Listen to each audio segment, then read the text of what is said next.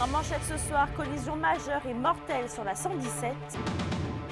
Le conducteur de 41 ans a succombé à ses blessures. Inauguration de la nouvelle usine d'armature nationale à Rwanda. L'usine va nous permettre d'avoir une autonomie locale. Avant, on avait recours parfois à certaines de nos autres usines pour fabriquer. Maintenant, on va être 100% autonome là, ici à Rouen. Et des airs de printemps en février dans la région.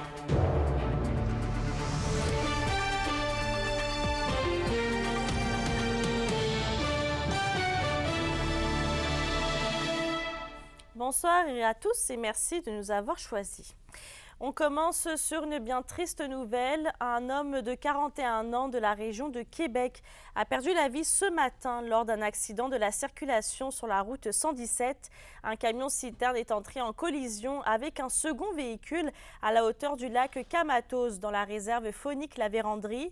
La Sûreté du Québec a reçu l'appel vers 8 h ce matin. La victime est restée coincée dans son véhicule après l'impact et la circulation interrompue jusqu'en début d'après-midi a repris depuis en alternance. Le conducteur du camion-citerne a été transporté au centre hospitalier par mesure préventive. Il y a un policier formant l'enquête collision qui est sur place présentement. Donc, la route est complètement fermée. Le temps là, de faire l'analyse. Par contre, là, sous peu, on va essayer d'ouvrir la circulation par alternance. Une résidence et 2 garages du chemin de la plage Caillouette à Clerval ont été la proie des flammes tôt ce matin. Les pompiers de Sainte-Hélène, de Mansbourg et de Dupuis se sont rendus sur les lieux après avoir reçu un appel vers 6 h 30. 3 maisons avoisinantes ont été endommagées en raison de la chaleur qui se dégageait de l'incendie. Plusieurs personnes ont été évacuées, dont certains voisins par prévention. Aucune personne n'a été blessée. Et toujours dans les faits divers, un homme de 42 ans a été arrêté et libéré en lien avec 2 perquisitions en matière de stupéfiants sur la rue Saguenay à Rwanda. Les policiers, vendredi dernier, ont saisi plusieurs substances et pourraient faire face à des accusations en vertu de la loi sur le cannabis ainsi que sur la loi régissant certaines drogues et autres substances. L'individu devrait revenir à la cour à une date ultérieure pour la suite des procédures. Au total, là, les policiers ont saisi là, plus de 2000 grammes de cannabis illicite, près de 10 000 comprimés de méthamphétamine. Ils ont également saisi près de 750 comprimés d'ecstasy, près de 250 grammes de wax, puis plus de 4 000 $ en devises canadiennes.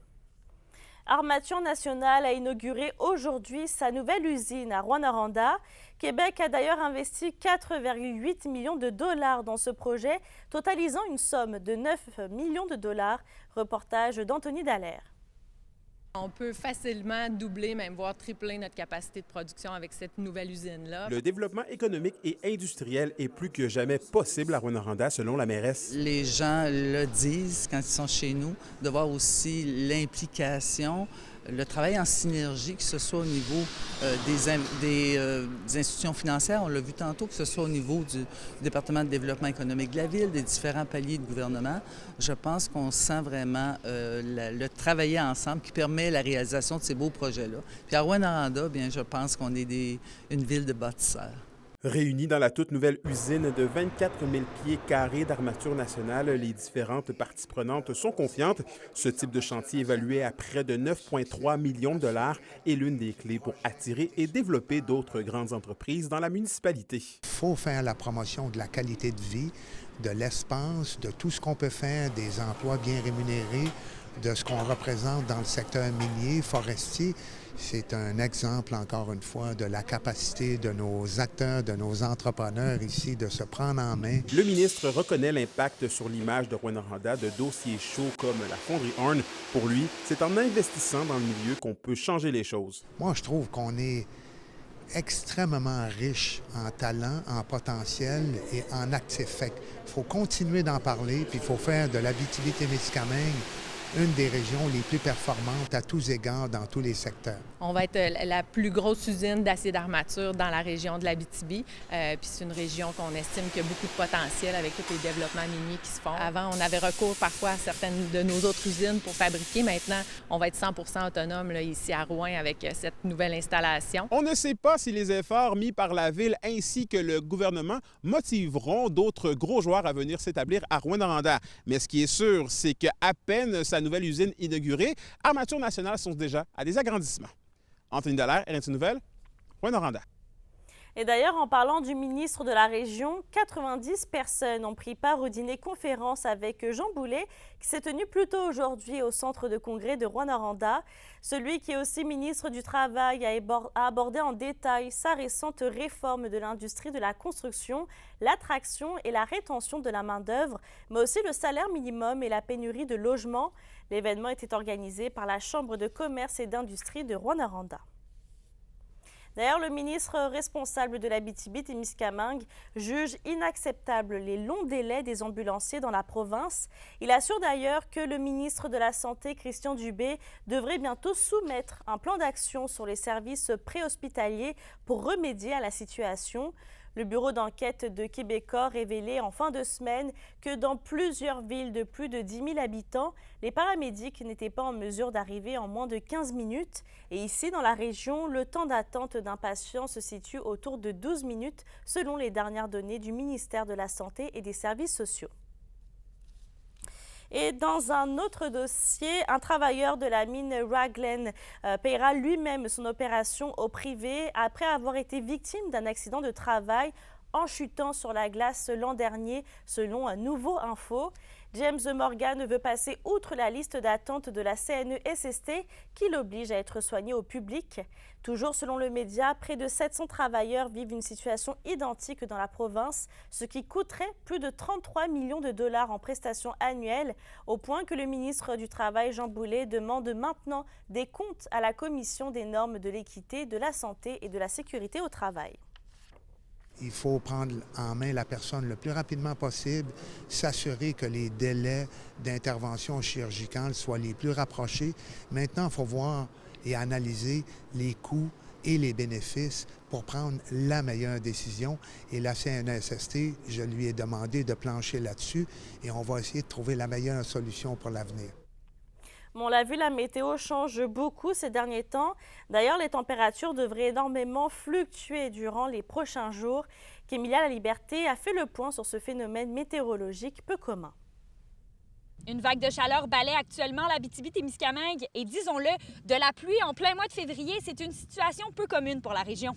D'après le Service météorologique du Canada, c'est un phénomène qui est à surveiller pour les prochains jours. On a des averses de pluie, parfois fortes, voire même quelques cellules orageuses dans tout ça, qui se baladent surtout au Témiscamingue. C'est pas impossible d'en avoir aussi là, dans le sud de l'Abitibi jusqu'à ce soir.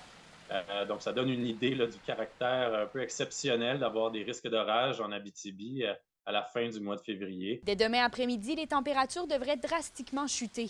Les trottoirs et les routes pourraient alors devenir complètement glacés. Le mot d'ordre sera donc prudence. Les températures vont être en chute libre. Les vents qui vont s'élever aussi du secteur ouest-nord-ouest, rafales à entre 60 et 70 km/h, donc des vents modérés à forts.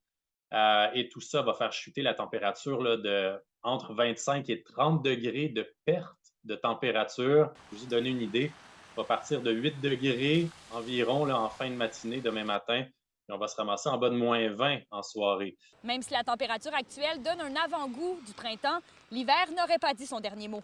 On est quand même juste à la fin février, début du mois de mars, la semaine prochaine. Donc, il faut s'attendre là, quand même à avoir des précipitations sous forme de neige, bien sûr, d'ici la fin de la période hivernale.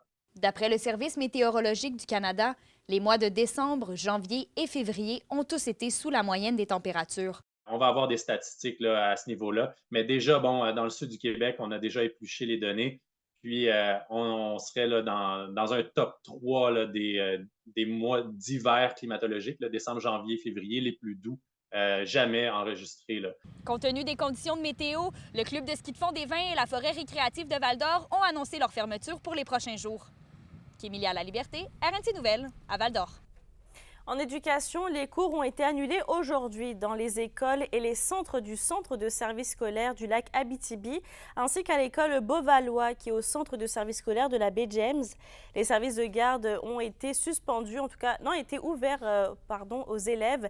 On rappelle que ce matin, un avertissement de pluie verglaçante était en vigueur dans le secteur de la Sarre.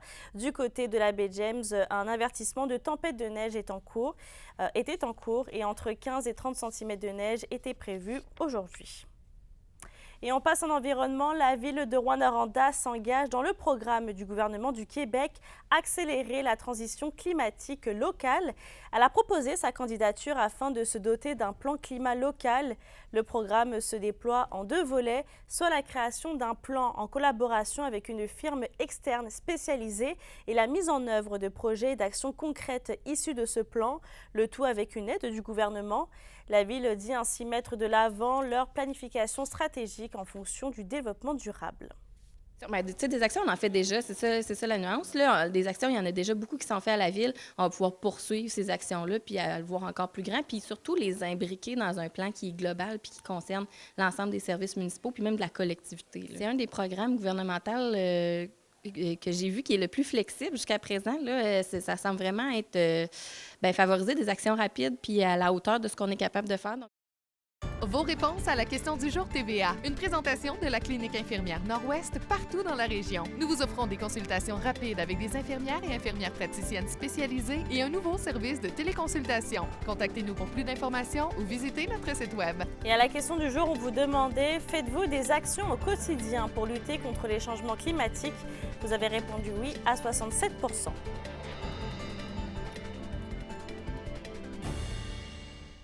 L'Agence canadienne d'inspection des aliments a mis en place des mesures pour freiner la propagation de la grille du frêne à des zones non infestées au Canada. La MRC du Témiscamingue s'ajoute sur la liste des zones réglementées et cet élargissement est dû aux détections de la grille du frêne dans les 2 dernières années au Québec. La prévention de cette espèce plutôt envahissante va protéger les forêts, les plantes indigènes et les entreprises de sylviculture.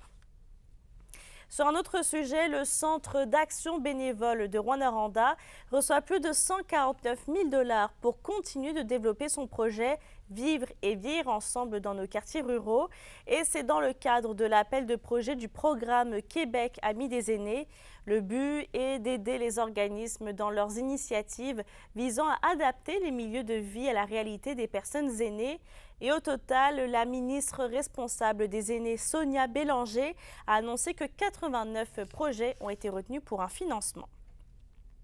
Et on se déplace à Malartic maintenant. La Maison de la Famille prévoit une construction neuve afin de fournir la demande grandissante depuis 2022. La directrice générale, Christelle Perron, affirme qu'une présentation du projet a été déposée à la ville afin de trouver un nouvel emplacement. Une campagne de financement sera également annoncée sous peu pour aider à financer la construction. Le bureau de Sylvie Bérubé, députée d'Abitibi, Baie James, Nunavik et You, confirme qu'une firme d'architectes a déjà élaboré les plans. On veut aussi peaufiner notre campagne de financement pour vraiment bien cibler la population, de quelle façon ils peuvent nous soutenir. On rêve grand avec des salles sensorielles, des espaces de jeu, des espaces d'animation, de haltes de garderie en cette pénurie de garderie en ce moment. Donc, on veut aller solliciter les gens puisque ça va répondre à leurs besoins. L'indice boursier minier au TVA Nouvelle 18h est une présentation de GFM Groupe Financier. Dirigeants d'entreprises et particuliers, fiez-vous aux experts de GFM pour vos placements, assurance de personnes et assurance collective. Car pour vous, ils vont au-delà de la finance. Hey, salut, c'est Hugo Lévesque de l'Érablier à Temsuc. Et Valérie de l'Érablier à Temsuc. Restez avec nous pour voir nos produits juste après l'annonce.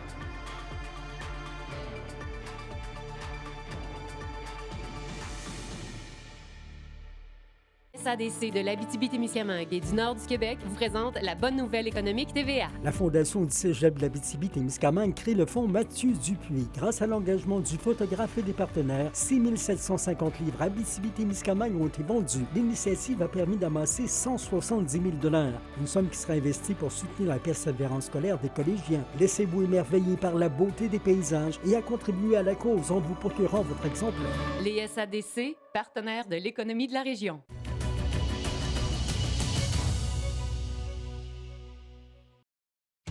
La chronique culturelle vous est présentée par Bruno et Jasmin Leclerc, denturologistes. Des cliniques à la fine pointe de la technologie pour vous servir à La Sarre et à Amos. Avec les températures des derniers jours, le temps des sucres est lancé à l'érablière Thème Sucre de l'Agnelle au Témiscamingue. Et justement, notre chroniqueuse culturelle est allée à la rencontre des propriétaires pour avoir une petite idée de la saison 2024. Hugo et Valérie, merci beaucoup de nous recevoir chez vous. Érablière Thème Sucre, comment ça va aujourd'hui? Super bien. Ouais, ça va super bien. La première vraie journée que je peux dire que les sucres sont décollés. Je pense que oui, hein, on a eu droit à des journées chaudes quand même, surtout aujourd'hui. Est-ce que ça fait en sorte qu'on va avoir une belle production peut-être? Écoutez, la production, on va le dire à la fin des sucres. On n'a pas de boule de cristal, comme je dis à tout le monde, sauf que j'en souhaite une bonne à tout le monde.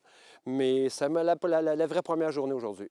Les premières étapes à faire, c'est quoi au juste? On se rend à notre arbre? Bien, il y a l'entaillage à faire, effectivement. Il y a l'entaillage à faire. Nous, on est tous sur un système de collecte sous vide, qu'est-ce qu'on appelle vacuum en anglais, mais collecte sous vide. Tout ce réseau-là sera des stations de pompage, puis toutes ces stations de pompage-là rentrent à la cabane à sucre par des pompes. Après, on extrait le sucre de l'eau pour le concentré qu'on appelle, qu'on a dans un osmose inversé. Après, on prend ce produit-là qu'on appelle du concentré et on le bouille pour sortir notre fameux sirop d'érable.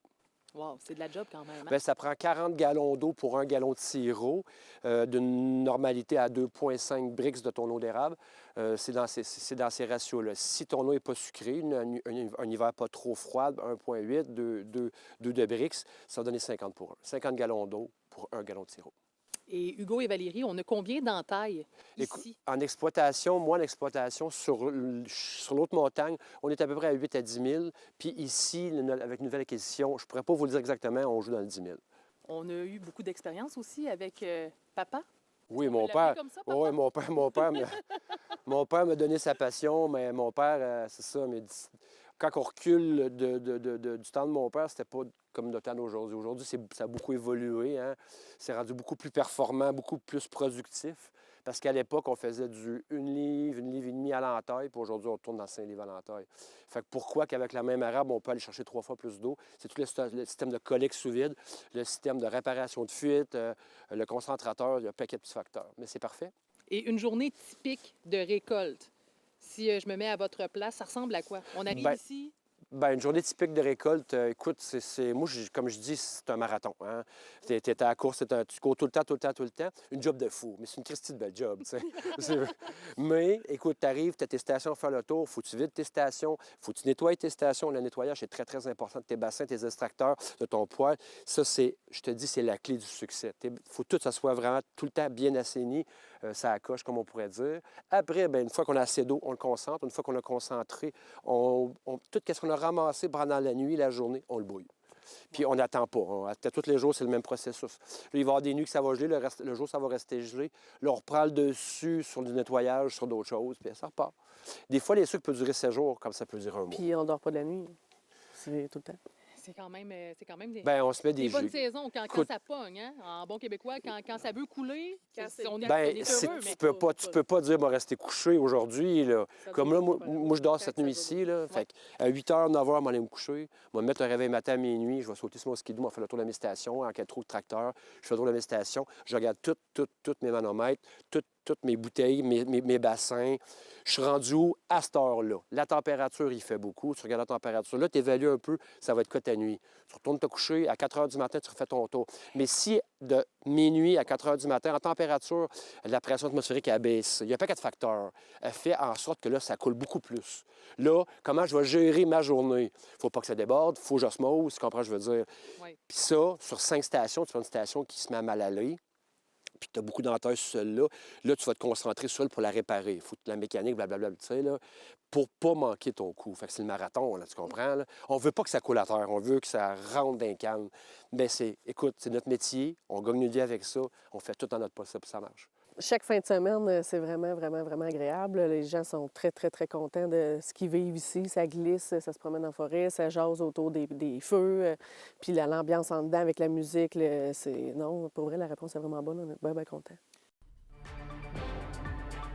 Après la pause, les Titans de Témiscamingue et les Pirates de Ville-Marie sont en série dans la JMHL. Ils vont affronter respectivement les Rattlers de Bradford et les Lynx de West Nipissing.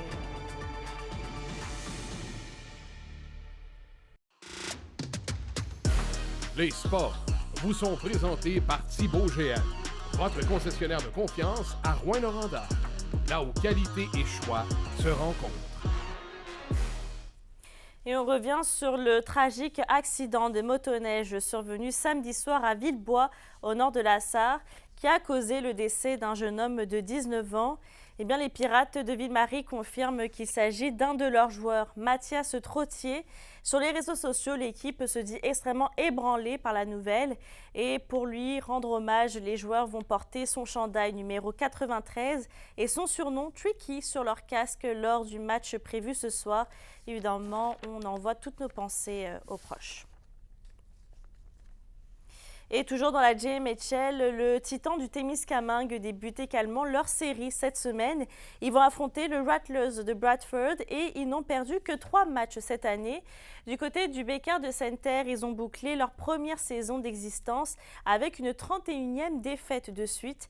Ils ont eu 3 victoires en 42 matchs. Pour une nouvelle importante à nous communiquer, contactez-nous. Nouvelle au pluriel à commercial rncmedia.ca, par téléphone 1-866 463 4636 et notre site web tvabtb.ca.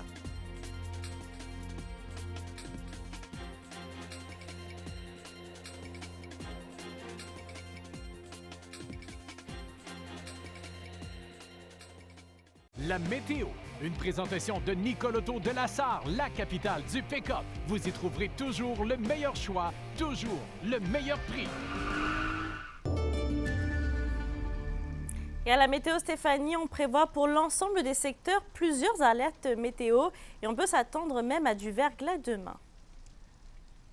Oui, prudence et de mise. Écoutez, j'en reviens pas. Je regarde autour de moi la température. J'ai même pas de mitaine et je suis bien à l'extérieur. Mais chose certaine, on va devoir être très prudent si on prend la route, surtout à compter de demain. On va commencer avec ce soir et cette nuit. Là, pour l'ensemble des régions, on s'attend à avoir de la pluie au nord et au sud, mais également des orages. C'est quand même assez spécial, merci. On a 7 degrés pour l'Abitibi-Témiscamingue, 8 degrés pour le Témiscamingue. Demain, pluie verglaçante et neige mêlée de grésil avec moins 16 degrés, moins 14 degrés pour le Témiscamingue, toujours avec des risques de pluie verglaçante en après-midi. Et un petit aperçu maintenant pour après-demain. Enfin, c'est le retour du soleil pour l'ensemble des secteurs. Donc, soyez très prudents si vous avez affaire à vous déplacer demain. Effectivement. Merci Stéphanie. Et je termine avec la Cour d'appel du Québec qui rejette l'appel de la policière Stéphanie Dorval. On rappelle qu'elle a été déclarée coupable en mars 2022 pour des voies de fait en arrachant notamment le téléphone d'un homme qui filmait une arrestation. Sur ce, je vous souhaite de passer une belle soirée et à demain.